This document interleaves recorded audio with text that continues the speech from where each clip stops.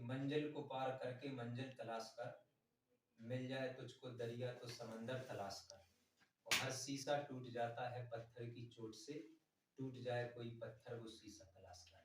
Then I am Ghanen Pratap Singh and you are watching my YouTube channel Ramraja Institute, and today I am going to teach you the topic narration.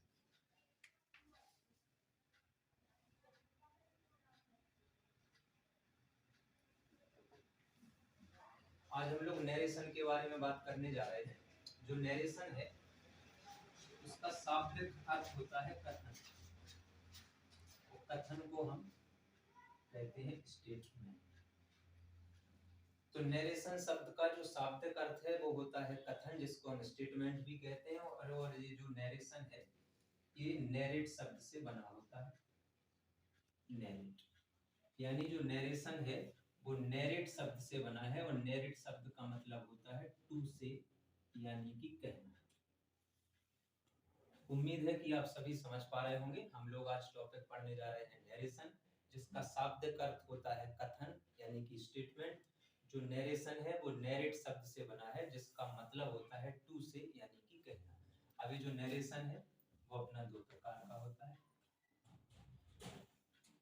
इसको हम direct narration और indirect narration कहते हैं। इसको हम लोग direct speech और indirect speech भी कह सकते हैं। Indirect speech. अब यहाँ पे हम लोग बात करेंगे कि डायरेक्ट स्पीच क्या होता है। देखिए, जब हम वक्ता के कथन को वक्ता के ही शब्दों या वक्ता की भाषा में ही कह देते हैं तो इसको डायरेक्ट स्पीच कहा जाता है। जैसे कि हमने यहाँ पे लिखा कि Ramesh said to me, comma inverted comma, I am going to Jhansi. अब यहाँ पे आप देख रहे होंगे कि ये जो वक्ता है रमेश, उसने जो भी स्टेटमेंट दिया है उसने कहा है I am going to Jhansi, मैं झांसी जा रहा हूँ। तो वक्ता द्वारा कहा गया जो कथन होता है, जब हम उसको ज्यों का त्यों कह देते हैं उसी की भाषा में, जैसे यहाँ पे रमेश ने मुझसे कहा कि I am going to Jhansi, तो जो भी स्टेटमेंट रमेश ने दिया है आप देख पा रहे होंगे हमने इसको इन्वर्टेड कॉमास के अंदर रख दिया है। ठीक है, इसी को हम डायरेक्ट स्पीच कहते हैं। अब हमें बात करनी है डायरेक्ट स्पीच के पार्ट्स के बारे में। तो यहाँ पे आप देखिए, जो आपका स्टेटमेंट दो कॉमा से लेके दो कॉमा तक है, यानी जो हमने हमारे स्टेटमेंट इन्वर्टेड कॉमास के बीच में लिखा है, इसको हमें कहना है रिपोर्टेड स्पीच। ये वाला पार्ट कहला है रिपोर्टेड स्पीच। वक्ता द्वारा कहा गया जो कथन होता है, जो स्टेटमेंट होता है, हम उसको इन्वर्टेड कॉमास के अंदर लिख देते हैं और उसको हम रिपोर्टेड स्पीच कहते हैं। इसके बाहर का जो भी पार्ट बचा है इसको हमें रिपोर्टिंग स्पीच कहना है। Reporting speech. आप कई सारी बुक्स देखेंगे वहां पे इसको रिपोर्टिंग वर्ब भी कहा जाता है, रिपोर्टिंग वर्ब। लेकिन हम फिलहाल इसको रिपोर्टिंग स्पीच मान के चलेंगे। अब रिपोर्टिंग स्पीच में आप देख पा रहे होंगे ये जो रमेश है ये हमारे स्पीकर है, यानी कि वक्ता। तो हम यहाँ पे लिख सकते हैं द सब्जेक्ट ऑफ रिपोर्टिंग। ये जो रमेश है वो रिपोर्टिंग वर्ब का सब्जेक्ट है। ये जो सेड टू दिया है इसको हमें कहना है रिपोर्टिंग वर्ब, और ये जो मी है इसको हम कहेंगे द ऑब्जेक्ट ऑफ रिपोर्टिंग। उम्मीद है कि आप समझ पा रहे होंगे। वक्ता द्वारा कहा गया जो कथन होता है उसको हम इन्वर्टेड कॉमास के अंदर लिखते हैं, जिसको हम रिपोर्टेड स्पीच कहते हैं। रिपोर्टेड स्पीच के पहले जो भी पार्ट लिखा होता है, रिपोर्टेड स्पीच के बाहर जो भी पार्ट लिखा होता है, हम उसको रिपोर्टिंग स्पीच के नाम से जानते हैं। और रिपोर्टिंग स्पीच में जो वक्ता होता है स्पीकर, हम उसको सब्जेक्ट ऑफ रिपोर्टिंग वर्ब कहते हैं। रिपोर्टिंग वर्ब आप देख पा रहे होंगे, जो वक्ता है वो अपनी बात को जिस फाइनाइट वर्ब से कहना प्रारंभ करता है उसको हम रिपोर्टिंग वर्ब कहते हैं। और जो मी है यहाँ पे the object of reporting verb. ये हमारे डायरेक्ट स्पीच के पार्ट हो। अब बात करनी है हमें इनडायरेक्ट स्पीच। डायरेक्ट स्पीच में हमने आपको बताया था कि जब हम वक्ता के शब्दों का ज्यों का त्यों कह देते हैं उसी को हम डायरेक्ट स्पीच कहते हैं। इनडायरेक्ट स्पीच का मतलब होता है कि जब कोई श्रोता वक्ता के कथन को अपने शब्दों में व्यक्त करे उसको इनडायरेक्ट स्पीच कहना है। जैसे यहाँ पे लिखा था Ramesh said to me, Ramesh ने मुझसे कहा I am going to Jhansi. जब हम इसका इनडायरेक्ट स्पीच बनाएंगे तो हम यहाँ पे लिखेंगे रमेश, अभी जो सेड टू है वो टोल्ड में बदलेगा, यहाँ पे मी होगा, यहाँ पे इन्वर्टेड कॉमास हटेगा, एक कंजंक्शन आएगी दैट, आई की जगह होगा ही, एम की जगह आएगा वाज गोइंग टू झांसी। अब आप यहाँ पे देख पा रहे होंगे कि यहाँ पे रमेश के स्टेटमेंट को नहीं दोहराया है। यहाँ पे रमेश ने कहा था कि मैं झांसी जा रहा हूँ, लेकिन हमने उसके भाव को प्रदर्शित किया, हमने ज्यों का त्यों नहीं बोला, हमने कहा रमेश टोल्ड मी, रमेश ने मुझे बताया था कि he was going to Jhansi, वह झांसी जा रहा था। तो आप देख पा रहे होंगे जब हम एक डायरेक्ट स्पीच को इनडायरेक्ट स्पीच में चेंज करते हैं तो बहुत सारे सेवरल चेंजेस हमें देखने के लिए मिल रहे हैं। जैसे कि यहाँ पे सेड टू था, यहाँ पे टोल्ड आ गया, यहाँ पे इन्वर्टेड कॉमा हटा तो एक कंजंक्शन दैट आ गई। यहाँ पे आप देख पा रहे होंगे प्रोनाउन यानी पर्सन का भी बदलाव हो गया, आई की जगह ही हो गया, आई फर्स्ट पर्सन था वो थर्ड पर्सन में चेंज हुआ है, ही हो गया। तो यहाँ पे एम की जगह वाज भी आया। तो सेवरल चेंजेस हमें देखने के लिए मिले।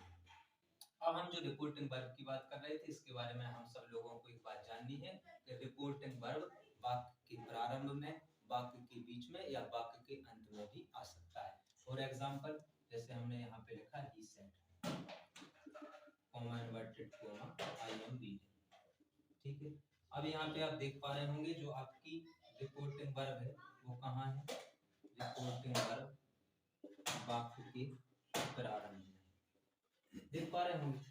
अगर हम ऐसा सेंटेंस लिखें let us go for a walk, ठीक है, ठीक है। अब यहाँ पे आप देख पा रहे होंगे कि जो रिपोर्टिंग वर्ब है, रिपोर्टिंग वर्ब वाक्य के अंत, ठीक है।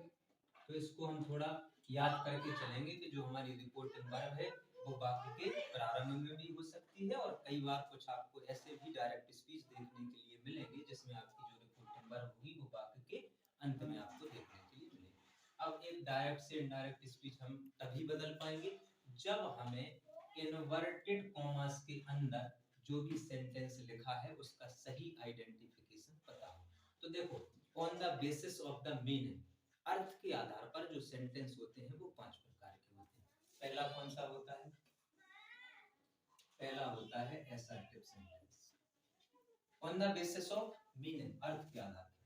दूसरा होता है इंटेरोगेटिव, तीसरा होता है इंपेरेटिव, चौथा होता है ऑप्टेटिव और पांचवा होता है exclamative.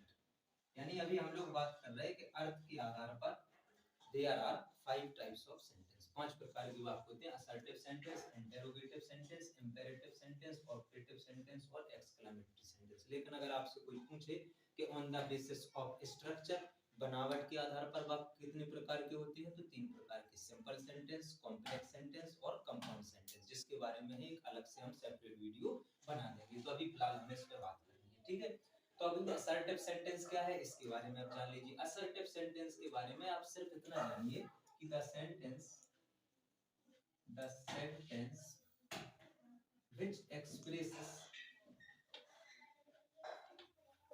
yes or no sense, बस हो गया। ऐसा वाक्य जो हमें हाँ या ना का बोध कराता है हम उसको असर्टिव सेंटेंस कहते हैं, ठीक है। जैसे कि हमने लिखा I am a teacher, I am a teacher, यहाँ पे एस का सेंस आ रहा है, आप देख सकते हैं एस का सेंस है, हम एक शिक्षक हैं, बिल्कुल। अब यहाँ पे लिख दो I am not a teacher, not a teacher, यहाँ पे किसका सेंस आ रहा है, नो का सेंस आ रहा है। तो जो असर्टिव सेंटेंस होता है उसकी परिभाषा ऊपर लिखी है कि द सेंटेंस ऐसा वाक्य व्हिच एक्सप्रेसेस, जो व्यक्त करता है एस और नो सेंस को। तो अगर एस का सेंस है तो उसको हम एफर्मेटिव सेंटेंस बोल देते हैं, अगर नो का सेंस है तो उसको हम नेगेटिव सेंटेंस कहते हैं। यानी कि असर्टिव सेंटेंस जो होता है वो आपका दो प्रकार का होता है, एफर्मेटिव सेंटेंस और नेगेटिव सेंटेंस, ठीक। अब आगे हमें रिपोर्टिंग वर्ब की बात करनी है कि अगर हमारी जो रिपोर्टेड स्पीच है उसके अंदर जो भी सेंटेंस लिखा है मान लो वो असर्टिव सेंटेंस है तो हम डायरेक्ट से इनडायरेक्ट कैसे बनाएंगे, अब हम इसको सबसे पहले रिपोर्टिंग वर्ब अगर से है तो से का से रहने देना, सेज है तो सेज का सेज रहने देना,